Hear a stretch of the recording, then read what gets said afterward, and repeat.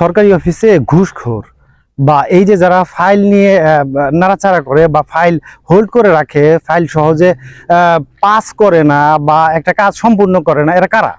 এরা হচ্ছে তারা যারা প্রশ্ন ফাঁসের মাধ্যমে বা দুর্নীতি জালিয়াতির মাধ্যমে লক্ষ লক্ষ টাকা ব্যয় করে চাকরি পেয়েছে। তারা দেখা যাচ্ছে যে একটা ফাইল ধরে সেখান থেকে পয়সা আর্ন করার চেষ্টা করে।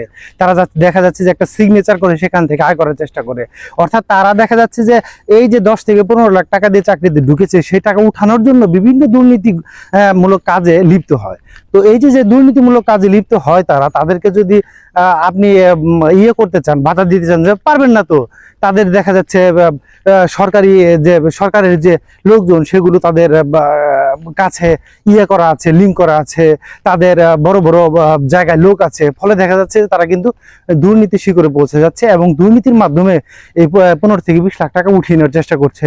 এবং এই 15 থেকে 20 লাখ টাকা তো উঠাচ্ছেই, এবং সাথে দেখা যাচ্ছে যে আরো অতিরিক্ত উপরি ইনকাম, এক্সট্রা ইনকাম এরাই মূলত করার চেষ্টা করে। তো দেখা যাচ্ছে যে যদি এই যে দুর্নীতি প্রতিরোধ করা যায়, প্রশ্ন ফাঁস প্রতিরোধ করা যায়, তাহলে মেধাবী এবং যোগ্য ব্যক্তিরা কিন্তু সরকারি চাকরিতে স্থান পাবে। এতে কি হবে? এতে দুর্নীতি কমে আসবে, কারণ তারা তো টাকা দিয়ে ঢুকে নাই যে তাদেরকে প্রতিটা কাজের জন্য সরকারি অফিসগুলোতে বা সেবা প্রত্যাশীদের কাছ থেকে টাকা নিয়ে কাজ সম্পন্ন করতে হবে।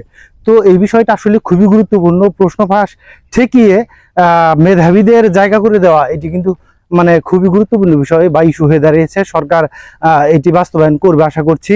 তো দেখা যাক এই যে ইয়েগুলো আছে, নথিপত্রগুলো ফাঁস হচ্ছে, সেগুলোর মাধ্যমে সরকার কি পদক্ষেপ নেয়।